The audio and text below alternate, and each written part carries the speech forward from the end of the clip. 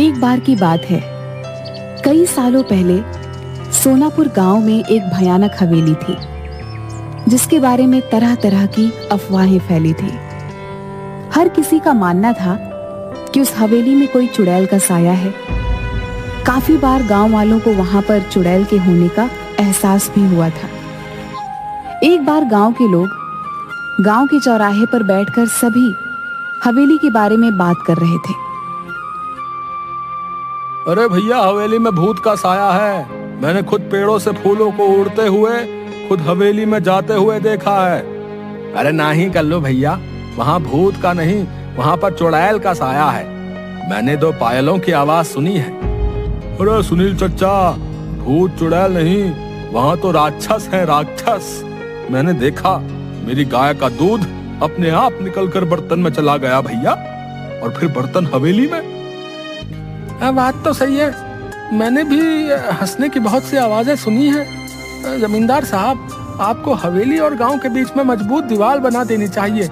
कम से कम ये भूत हमारे बच्चों को तो नुकसान नहीं पहुंचाएंगे। न जाने हवेली में भूत है कि चुड़ैल, लेकिन एक बार जब मेरे पति लकड़ियां काट रहे थे तो उनकी कुल्हाड़ी नीचे गिर गई। अचानक कुल्हाड़ी न जाने कैसे उड़ते हुए वापस उनके हाथ में आ गई। मेरी तो डर के मारे जान ही निकल गई थी। हाँ बिटिया, सच कहती हो, वहाँ कोई है जिसने हमारी सहायता की। मेरी पोती तालाब में डूब गई थी। अचानक तेज हवा चली और मेरी बेटी तालाब से उड़ती हुई बाहर आ गई। देखो भाइयों, मेरा बेटा अमेरिका से वापस आ रहा है। कुछ दिनों के बाद वो वापस चला जाएगा। उसे इन सब घटनाओं के बारे में खबर नहीं होनी चाहिए। उसके जाने के बाद मैं ये दीवार पक्की करवा दूंगा। गांव के ही किसान का बेटा भीखू खाद लेने शहर जा रहा था। रास्ता हवेली के सामने से ही गुजरता। जब वह हवेली के आगे से डरता हुआ पहुंचा तो उसने देखा एक सुंदर सी लड़की उसके सामने आकर खड़ी हो गई। तुम कौन हो और यहाँ क्या कर रही हो?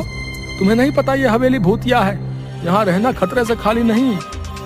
मेरा नाम किरण है, मैं तो यहीं रहती हूँ। हम यहाँ आते जाते हैं। भूत तो नहीं देखा हमने कभी। अच्छा, पर ये तो भूतिया हवेली है और लोग कहते हैं यहाँ भयंकर चुड़ैलें रहती हैं। ये सब सुनकर भीखू मन ही मन डरने लगा। उसके दिमाग में यही चल रहा था कि जो कुछ भी आज तक उसने सुना वो सच है या झूठ। तभी किरण बोली, तुम्हें पता है मैं हवेली में ही रहती हूँ। ये क्या कह रही हो? पूरा गांव जानता है कि इस हवेली में भूत चुड़ैल रहती है। तुम चुड़ैल भूत जैसी चीजों पर विश्वास रखते हो? मैं फालतू में ही इतना सोच रहा हूँ। ये लड़की होकर भी नहीं डर रही। ये भूत चुड़ैल मन का वहम है, ये सच्चाई थोड़ी ना है। आओ तुम्हें मैं अपने बाकी लोगों से मिलवाती हूँ, इससे तुम्हारा डर हमेशा के लिए खत्म हो जाएगा। भीखू किरण के पीछे पीछे चलने लगा कि अचानक उसे जोर का धक्का लगा और वह हवेली की पहाड़ी से नीचे गिर गया। गांव वाले तुरंत दौड़ते हुए भीखू के पास आए और पूछने लगे क्या हुआ। तभी भीखू के मुंह से बस ये शब्द निकले, हवेली, लड़की, किरण, हवेली।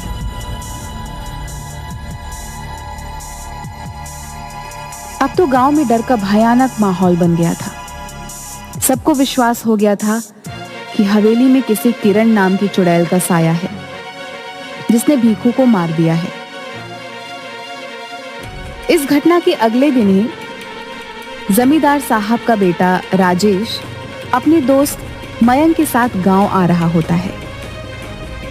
हे भगवान, शाम हो गई है, हवेली के आगे से गुजरना होगा। अरे राजेश भैया, आप उस हवेली की तरफ मत देखना, कहीं उन चुड़ैलों का साया आप पर भी ना पड़ जाए। अरे राजेश, ये तेरा ड्राइवर क्या कह रहा है? चुड़ैलों का साया? गांव के अंधविश्वासों का तो अपना ही मजा है। अरे ड्राइवर भैया, आप चुपचाप गाड़ी चलाओ ना, ये सब अंधविश्वास है, हम सब ये नहीं मानते। भैया, आज तक इस भूतिया हवेली में कोई एक रात नहीं गुजार पाया। बड़े बड़े लोग आए और बड़े बड़े दावे किए और फिर हार मानकर चले गए।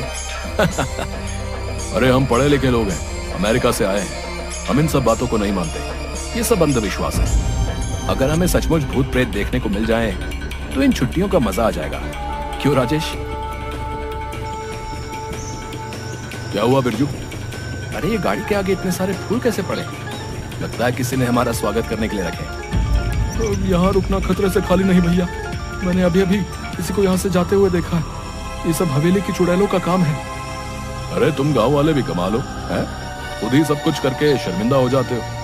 मैं सब जानता हूँ। गांव वालों ने ये फूल बिछाए होंगे, लेकिन अब अपना नाम बताना नहीं चाहते। राजेश भैया, मैं झूठ नहीं बोल रहा। जब आप हवेली में एक रात बिता लेंगे तो आपकी सोच भी बदल जाएगी। यार बिरजू, तुम पहले घर पहुंचाओ, बाद में देखेंगे। अभी तो बहुत जोर से भूख लगी है। मेरे पेट में तो हाथी, चूहे, भूत, प्रेत सब दौड़ रहे हैं।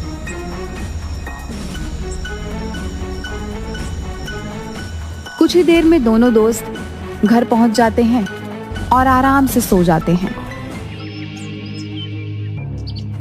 अगले दिन जब वह गांव घूमने जाते हैं तो फिर गांव वाले उन्हें हवेली के पास जाने से मना करते हैं। आखिरकार गांव वालों की सोच को बदलने के लिए राजेश और मयंक उस हवेली में एक रात बिताने का फैसला करते हैं। ये मैं क्या सुन रहा हूँ राजेश? तुम हवेली में जाना चाहते हो? अरे तुम्हारा दिमाग तो ठीक है। मैं तुम्हें कभी इसकी आज्ञा नहीं दूंगा।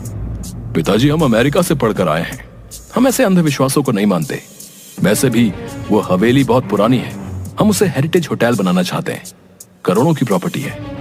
अरे चाचा जी, हो सकता है इस हवेली में कुछ लोगों ने कब्जा करने के लिए इस तरह की अफवाहें उड़ाई हों। हम हमेशा के लिए इन सब का समाधान कर देंगे। ठीक है, अगर तुम लोग नहीं मानते तो जाओ, लेकिन अपने साथ 2 गार्ड, बंदूक और सुरक्षा का सारा सामान साथ ले जाओ।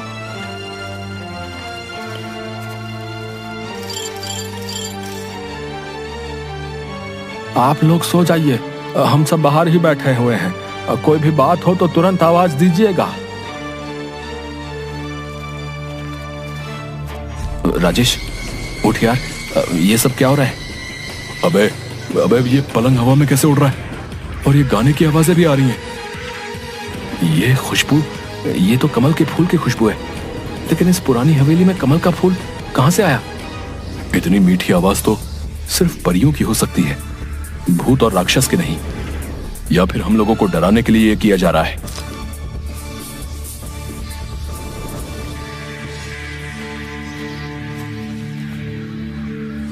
क्या तुमने वही देखा जो मैं देख रहा हूं? हाँ यार, ये तो सचमुच भूतिया है। नहीं, हम यूं विश्वास नहीं कर सकते। मुझे तो लगता है कि ये कोई ऐसा बंदा है जिसे इस टाइप के हॉरर इफेक्ट के बारे में बहुत कुछ पता है। चलो हवेली की लाइब्रेरी में चलते हैं, कुछ तो मिलेगा।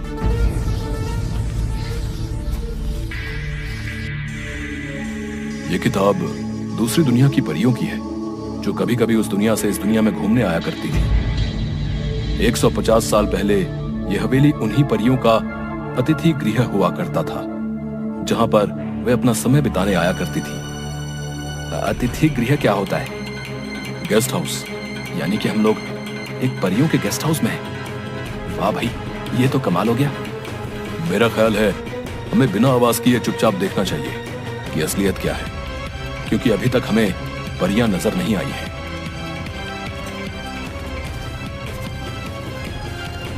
इसके बाद वो परियों का इंतजार करने लगते हैं।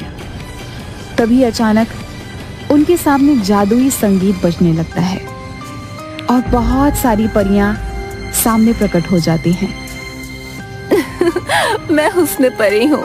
हमारे घर में आपका स्वागत है मानव मित्रों। हमें खुशी हुई कि तुम हमारे यहाँ आए।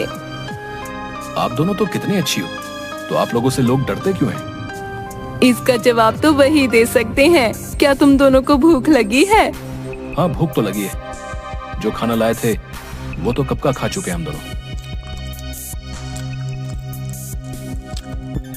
क्या तुम हमारी मदद करोगे इस हवेली की सफाई करने में? हाँ, क्यों नहीं। आवाज सुन जब गार्ड धीरज और मुन्ना अंदर आता है तो उसे मयंक और राजेश उड़ते हुए दिखाई देते हैं, पर परियां नहीं दिखाई देती। वो डर कर उन्हें छोड़कर वहां से भाग जाते हैं और जमींदार के पास पहुंचते हैं। जमींदार साहब, गजब हो गया। लगता है राजेश भैया और उनके दोस्त को भूतों ने अपने कब्जे में कर लिया। वो दोनों हवा में उड़ रहे थे। हे भगवान, अब क्या होगा? मेरे बच्चों को प्रेतों ने अपने कब्जे में लिया है। भूतों ने नहीं, चुड़ैल ने किया है, क्योंकि वहाँ से लड़कियों की आवाजें आ रही थी, वो गाना भी गा रही थी, हमने पायलों की आवाज भी सुनी। सभी गांव वाले बुरी तरीके से डर जाते हैं। मयंक और राजेश अगले दिन जैसे ही सूरज उगता है, उन दोनों परियों को अलविदा कहते हैं। हम पर विश्वास करने के लिए धन्यवाद राजेश और मयंक, लेकिन गांव वाले हम पर भरोसा नहीं करते। इस हवेली से हमारी यादें जुड़ी हैं, इसलिए जब भी मन करता है तो कुछ वक्त बिताने हम यहाँ आ जाते हैं। लेकिन भीखू पर हमला तो सुबह हुआ था। मैं यही बताना चाहती हूँ, भीखू पर हमला हमने नहीं किया। हम तो सिर्फ गांव वालों को शहर से भागकर आए हुए तस्करों से बचाने की कोशिश कर रहे थे, जो सुबह के समय इस हवेली में छुपे रहते हैं और रात को तस्करी के लिए निकल जाते हैं। परियां राजेश और मयंक को बताती हैं, उस दिन जिस दिन पहाड़ी से गिरकर मर गया, उस दिन परी उसकी रक्षा कर रही थी, लेकिन सिर्फ भीखू को ही दिखाई दे रही थी। जब तस्करों ने भीखू को हवेली की तरफ आते हुए देखा तो उन्होंने उसे पीछे से धक्का दे दिया, ताकि उनका रहस्य किसी और को न पता चल जाए। तो क्या तस्कर आपको नहीं देख सकते? नहीं, हमें सिर्फ वही देख सकता है जिसके आगे हम अपने आप को खुद दिखाना चाहें। हमने गांव वालों को तस्करों के बारे में बताने की काफी कोशिश की, लेकिन डरपोक गांव वाले हवेली में नहीं आए। आपको परेशान होने की कोई जरूरत नहीं है। आपने हमारे गांव की रक्षा के लिए इतने सालों तक हमारा साथ दिया है। आपकी सच्चाई हम सभी गांव वालों को बताएंगे और हम सभी गांव वालों के साथ अगले हफ्ते दीपावली मनाने यहाँ आएंगे।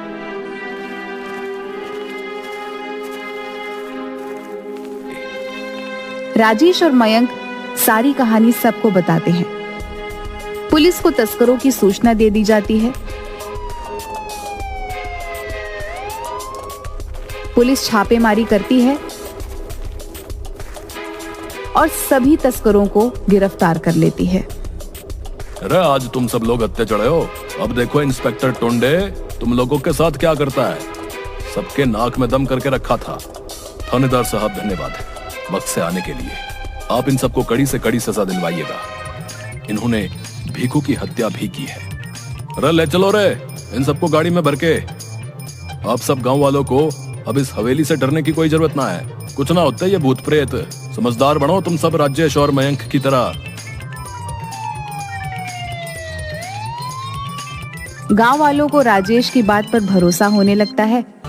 दिवाली के दिन सभी गांव वाले हवेली की तरफ चल देते हैं। परियों ने पूरी हवेली को दीपों से सजाया होता है। हवा में आतिशबाजी होने लगती है। परियां सबके सामने प्रकट हो जाती हैं।